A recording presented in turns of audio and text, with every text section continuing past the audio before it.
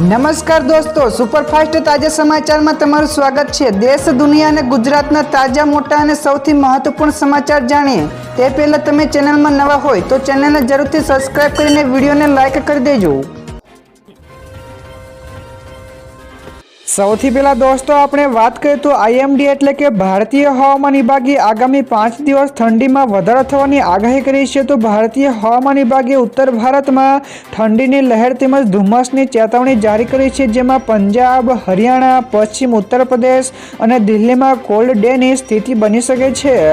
તો પૂર્વીય ઉત્તર પ્રદેશ તેમજ બિહારમાં પણ સવારે ઘનથી અતિ ઘન ધુમ્મસની આગાહી છે। તો આગામી 5 દિવસમાં ન્યૂનતમ તાપમાન 2 થી 4 ડિગ્રી સેલ્સિયસ વધુ ઘટી શકે છે। તો પર્વતીય વિસ્તારોમાં બરફવર્ષાના કારણે ઠંડા પવનો પણ ફૂંકાતા ઠંડીનો અહેસાસ પણ વધ્યો છે। તો દોસ્તો બીજા સૌથી મોટા સમાચાર સામે આવ્યા છે। વોટર ક્વોલિટી એટલે કે પાણીની શુદ્ધતામાં ગુજરાત 30મા ક્રમે છે। જ્યાં દોસ્તો ગુજરાતમાં પીવાના પાણીની ગુણવત્તા પર કોંગ્રેસે ભાજપ સરકાર ઉપર આકરા આરોપો લગાવ્યા છે, જેમાં કેન્દ્રીય જળશક્તિ મંત્રાલયના રિપોર્ટ્સમાં અનુસાર ગુજરાતમાં માત્ર 47.3% ઘરોમાં જ નળથી ગુણવત્તાયુક્ત પાણી પહોંચે છે, જે રાષ્ટ્રીય સરેરાશ 76%થી ઘણું બધું નીચે છે। તો વોટર ક્વોલિટી ઇન્ડેક્સમાં ગુજરાત 63% સ્કોર સાથે 30મા ક્રમે છે, જ્યારે બનાસકાંઠા અને દાહોદમાં 0.0%, અમદાવાદમાં 46.1%, રાજકોટમાં 16.2% જેવા આંકડાઓ ચિંતાજનક છે। તો દોસ્તો તમારા વિસ્તારમાં પણ નળ દ્વારા શુદ્ધ પાણી આવી રહ્યું છે કે નહીં, ફટાફટ નીચે અમને કોમેન્ટમાં જણાવજો। તો દોસ્તો ત્યાર પછી આગળ વધુ એક સૌથી મોટા સમાચાર મળ્યા છે। 8મા પગાર પંચ અંગે મોટું સસ્પેન્સ। તો ક્યાંક 11મું છે તો ક્યાંક 6ઠ્ઠો પગાર પંચ લાગુ છે। તો રાજ્યના કર્મચારીઓને હવે ક્યારે તેનો લાભ મળશે તેના વિશે વાત કરવામાં આવે તો દેશભરમાં 50 લાખથી વધારે કેન્દ્ર સરકારના કર્મચારીઓ અને અંદાજે 69 લાખ પેન્શનરો 8મા પગાર પંચની આતુરતાથી રાહ જોઈ રહ્યા છે। જો કે કેટલાક રાજ્યો એવા છે કે જ્યાં 11મું પગાર પંચ લાગુ થઈ ચૂક્યું છે અને કેટલાક રાજ્યો એવા છે જ્યાં 6ઠ્ઠું પણ પગાર પંચ અમલમાં છે। ત્યારે આવી સ્થિતિમાં સૌથી મોટો પ્રશ્ન એ છે કે બાકીના રાજ્યોમાં નવા પગાર પંચ ક્યારે લાગુ થશે તેમજ વધેલા પગાર અને પેન્શનો ક્યારે મળશે તે અંગેના પ્રશ્નો ઊભા થઈ રહ્યા છે। તો દોસ્તો બીજા સૌથી અગત્યના સમાચાર સામે આવ્યા છે। સોના અને ચાંદીમાં તોતિંગ કડાકો। જ્યાં દોસ્તો MCX ઉપર ગઈકાલે સોના અને ચાંદીના ભાવમાં ભારે વેચવાલીના કારણે મોટો ઘટાડો નોંધાયો છે। તો જેમાં ચાંદીમાં ₹7,836નો જંગી કડાકો બોલાતા ભાવ ₹2,42,769 પ્રતિ કિલો ઉપર પહોંચ્યો છે, જ્યારે સોનું પણ ₹1117 ગગડીને ₹1,36,892 પ્રતિ 10 ગ્રામ ઉપર ટ્રેડ કરી રહ્યું છે। તો નિષ્ણાતોના મતે ઐતિહાસિક તેજી બાદ પ્રોફિટ બુકિંગ તેમજ વૈશ્વિક બજારમાં નબળા સંકેતો આ ઘટાડા પાછળના મુખ્ય કારણો છે, જેનાથી રોકાણકારોમાં પણ ચિંતા ફેલાઈ છે। ત્યાર પછી દોસ્તો આગળ વધુ એક સૌથી અગત્યના સમાચાર મળ્યા છે। ભારત ઉપર 500%ના ટેક્સનો મોટો ખતરો। જ્યાં દોસ્તો અમેરિકા આગામી સપ્તાહે સંસદમાં રશિયા ઉપર પ્રતિબંધ અધિનિયમ 2025નું બિલ રજૂ કરશે। તો આ કાયદા હેઠળ રશિયા પાસેથી તેલ ખરીદનારા તમામ દેશો ઉપર 500% સુધીનો ટેરિફ લાગી શકે છે। તો ભારત રશિયન ક્રૂડનો સૌથી મોટો ગ્રાહક હોવાથી ટ્રમ્પના આ નિર્ણયથી દ્વિપક્ષીય વેપાર ઉપર ગંભીર પણ અસર પડી શકે છે।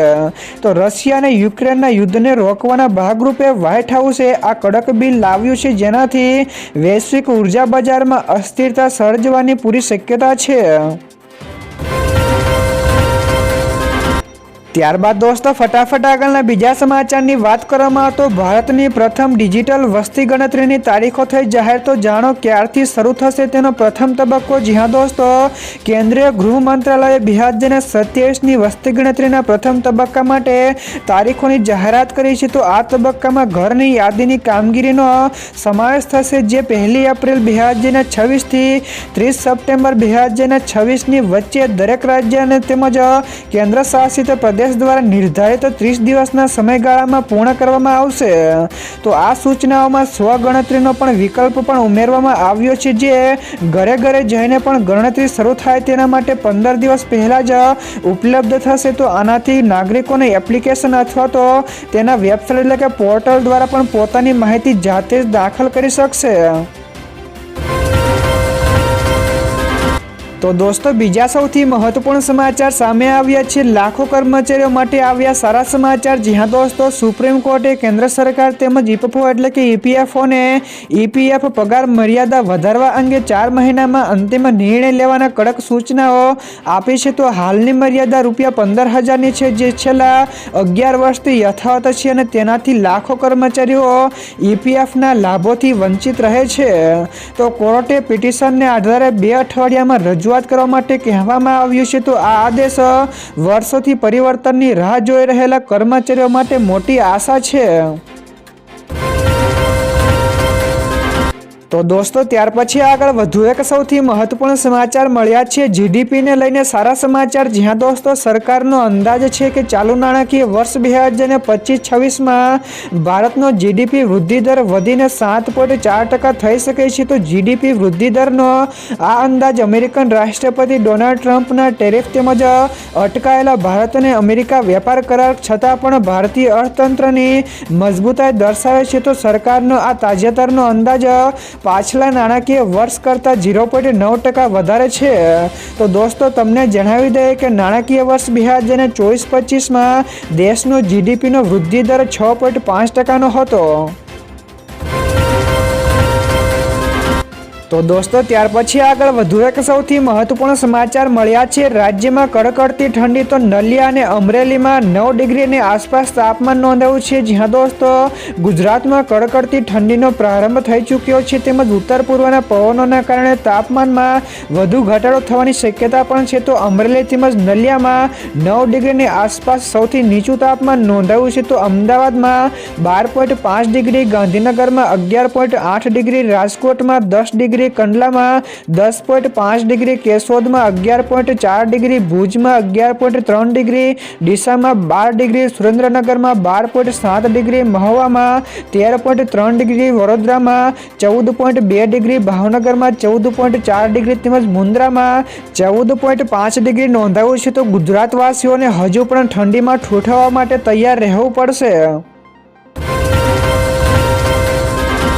ત્યાર પછી દોસ્તો, આ સિવાયના બીજા સમાચારની ઝડપથી વાત કરવામાં તો ટ્રમ્પનો મોટો નિર્ણય. તો પીએમ મોદી તેમજ ફ્રાન્સ દ્વારા સ્થાપિત કરાયેલા સોલાર એલાયન્સ સહિતના 66 જેટલા સંગઠનોમાંથી અમેરિકા બહાર થઈ ચૂક્યું છે. જ્યાં દોસ્તો, અમેરિકાનો અમેરિકા ફર્સ્ટ દ્વારા ધડાકોથી બોલાયો છે, જેમાં 66 જેટલા આંતરરાષ્ટ્રીય સંગઠનો સાથે તેને છેડો ફાડ્યો છે. જેમાં ભારત અને ફ્રાન્સના સોલાર એલાયન્સને પણ ઝટકો પડ્યો છે. જેમાં અમેરિકી રાષ્ટ્રપતિ ડોનાલ્ડ ટ્રમ્પે વૈશ્વિક મંચ ઉપર એક મોટું પગલું ભરતા યુનાઇટેડ સ્ટેટ ઓફ અમેરિકાને 66 જેટલા આંતરરાષ્ટ્રીય સંગઠનો તેમજ સંધિઓમાંથી બહાર કાઢવાની સત્તાવાર રીતે જાહેરાત કરી છે.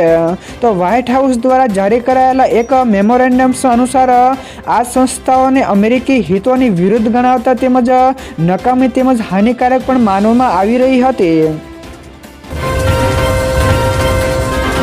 તો દોસ્તો, બીજા સૌથી મોટા સમાચાર સામે આવ્યા છે. અણુબોમ્બ છોડો. તો ટેન્કર જપ્ત કરીને પુતિનના ખાસ અધિકારીઓ ગુસ્સે થયા તેમજ અમેરિકાને પણ આપી ખુલ્લી ચેતવણી. જ્યાં દોસ્તો, અમેરિકી સૈન્ય દ્વારા રશિયાના ધ્વજવાળા ઓઇલ ટેન્કરોને જપ્ત કર્યા બાદ મોસ્કોમાં વ્યાપક ગુસ્સો છે. તો રશિયન રાજ્ય ડુમાની સંરક્ષણ સમિતિના પ્રથમ ઉપાધ્યક્ષ અને રાષ્ટ્રપતિ વ્લાદિમીર પુતિનના નજીકના ગણાતા સાંસદ એલેક્સી ઝુરાવલે તેને ચાંચિયાગીરી તેમજ રશિયન પ્રદેશ ઉપર હુમલો ગણાવ્યો છે તેમજ મજબૂત સૈન્ય પ્રતિક્રિયાની પણ માંગણી કરી છે.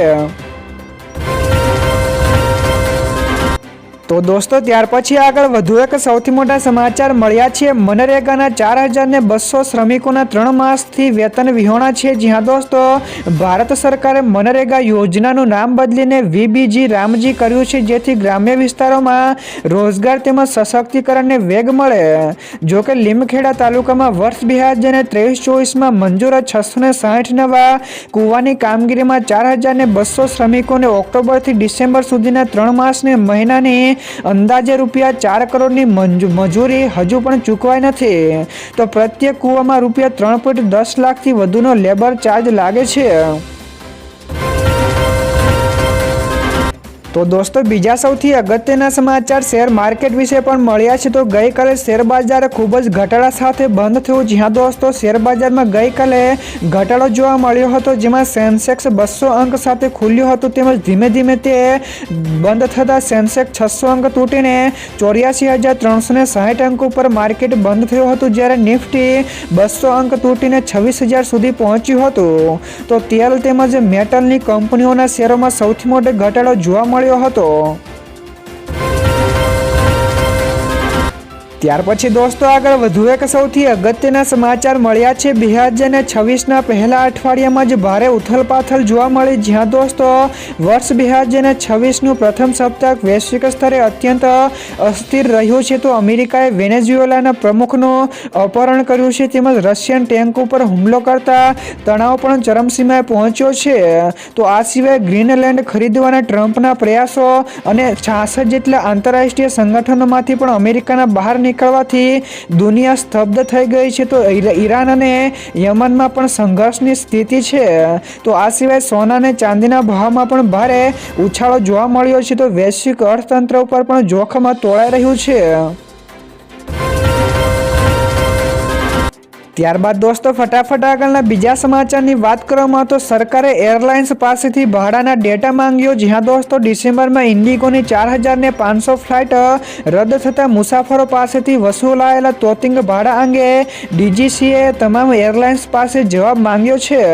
તો પાયલોટોની અછત વચ્ચે મુસાફરોના આર્થિક શોષણની શંકાથી સીસીઆઈ પણ તપાસ કરી રહી છે. તો નવા એફડીટીએલના નિયમોના કારણે ઊભી થયેલી આ કટોકટી વચ્ચે એવિએશન સેક્ટરને 18,000 કરોડના નુકસાનનો પણ અંદાજ છે. તો દોસ્તો બીજા સૌથી મહત્વપૂર્ણ સમાચાર સામે આવ્યા છે. ઈડીના ગુજરાત સહિત 6 જેટલા રાજ્યોમાં દરોડા. જ્યાં દોસ્તો સરકારી નોકરીના નામે છેતરપિંડી કરતી ગેંગ વિરુદ્ધ એન્ફોર્સમેન્ટ ડાયરેક્ટોરેટ એટલે કે ઈડીએ દેશભરના 15 જેટલા શહેરોમાં દરોડા પાડ્યા છે. તો આ ટોળકી રેલવે, પોસ્ટલ તેમજ વન વિભાગ સહિતના 40થી વધારે સરકારી કચેરીઓમાં નકલી નિમણૂક પત્રો આપીને કરોડો રૂપિયાની છેતરપિંડી આચરી હતી. તો આરોપીઓએ ઉમેદવારોના ખાતામાં 2 થી 3 મહિનાનો પગાર પણ જમા કરાવ્યો હતો. તો નોકરીઓની લાલચ આપીને આ સંગઠિત કૌભાંડ આચરવામાં આવ્યું હતું. તો દોસ્તો ત્યાર પછી આગળ વધુ એક સૌથી મહત્વપૂર્ણ સમાચાર મળ્યા છે. અમેરિકામાં ભણતા ભારતીય વિદ્યાર્થીઓને મોટો ખતરો. જ્યાં દોસ્તો અમેરિકન દૂતાવાસે ભારતીય વિદ્યાર્થીઓને કડક ચેતવણી આપી છે કે અમેરિકાના કાયદાઓનું ઉલ્લંઘન કરવાથી સ્ટુડન્ટ વિઝા રદ થઈ શકે છે. તો દેશ નિકાલ પણ થઈ શકે છે અને ભવિષ્યમાં પણ વિઝા મેળવવામાં અયોગ્ય ઠરી શકે છે. તો દૂતાવાસે ટ્વિટર ઉપર પોસ્ટ કરીને કહ્યું છે કે વિઝા એ અધિકાર નથી પરંતુ સુવિધા છે. તો વિદ્યાર્થીઓએ કાયદાનું પાલન કરીને પોતાના પ્રવાસને જોખમમાં ન મૂકવો જોઈએ તેવું પણ જણાવ્યું હતું. ત્યાર પછી દોસ્તો આ સિવાયના બીજા સમાચારની ઝડપથી વાત કરવામાં તો ગઈકાલથી સોમનાથમાં સ્વાભિમાન પર્વનો પ્રારંભ થયો છે. જ્યાં દોસ્તો સોમનાથમાં સ્વાભિમાન પર્વની પૂર્વ તૈયારીઓ પૂર્ણ થઈ છે. તો મંદિરે પરિરસ તેમજ મુખ્ય માર્ગો લાઇટિંગ તથા બેનરોથી શણગારાયા છે. તો 8થી એટલે કે ગઈકાલથી 11 જાન્યુઆરી 2026 દરમિયાન ઉજવાતા આ પર્વમાં પીએમ મોદી 10 અને 11 જાન્યુઆરીએ હાજર રહેશે. તો ગઝનવીના આક્રમણમાં 1000 વર્ષ તેમજ મંદિરના જીર્ણોદ્ધારના 75 વર્ષ નિમિત્તે શૌર્યયાત્રા, 3000 ડ્રોન શો તેમજ સભા પણ યોજાશે. તો દોસ્તો બીજા સૌથી મોટા સમાચાર સામે આવ્યા છે. One day one district. તો રાજ્યના ડીજીપીની નવી પહેલ. તો રોજ એક જિલ્લાના એસપી અને રેન્જ આઈજી સાથે બેઠક કરશે. તો દોસ્તો તેના વિશે વિગતવાર વાત કરવામાં તો જિલ્લા સ્તરે પોલીસ વ્યવસ્થાને વધારે મજબૂત બનાવવાના ઉદ્દેશથી તેમજ સ્થાનિક સ્તરે જમીની હકીકતોને સીધી રીતે સમજવા માટે રાજ્યના પોલીસ વડા ડોક્ટર KLN રાવ દ્વારા વન ડે વન ડિસ્ટ્રિક્ટ એક નવી પહેલ શરૂ કરવામાં આવી છે. તો આ પહેલ અંતર્ગત અંતર્ગત રાજ્યના પોલીસ વડા ડોક્ટર KLN રાવ દ્વારા સંબંધિત જિલ્લાના પોલીસ અધિક્ષક એટલે કે SP અને રેન્જના ઇન્સ્પેક્ટર જનરલ એટલે કે IGP સાથે સીધી બેઠક યોજવામાં આવશે, જેથી જિલ્લાના વિશિષ્ટ પોલીસિંગ સંબંધિત જરૂરિયાતો તેમજ પડકારોને પ્રત્યક્ષ રીતે સમજી શકાય. તો જિલ્લાઓની હકીકતોને પણ આધારે નીતિગત નિર્ણય અને સંશોધનોનું આયોજન થાય તે આ પહેલનો મુખ્ય ઉદ્દેશ છે. તો દોસ્તો ત્યાર પછી આગળ વધુ એક સૌથી મોટા સમાચાર મળ્યા છે. પશ્ચિમ બંગાળમાં અવળી ગંગા તો CM મમતા બેનર્જીએ ઈડી ઉપર જ દરોડા પાડ્યો. તો જાણો વિગતવાર. જ્યાં દોસ્તો પશ્ચિમ બંગાળના રાજકારણમાં ગઈકાલે ગુરુવારે એક અભૂતપૂર્વ સ્થિતિ સર્જાઈ હતી, જેમાં મુખ્યમંત્રી મમતા બેનર્જી અચાનક જ કોલકાતાના સોલ્ટ લેક સ્થિત IPAC એટલે કે ઇન્ડિયન પોલિટિકલ એક્શન કમિટીની ઓફિસો પહોંચી ગયા હતા અને તે સમયે એન્ફોર્સમેન્ટ ડિરેક્ટોરેટ એટલે કે ની એક ટીમ નાણાકીય ગેરરીતિઓ તેમજ વિદેશી ફંડિંગ સંબંધિત કેસમાં ઓફિસની અંદર જ સર્ચ ઓપરેશન ચલાવી રહી હતી.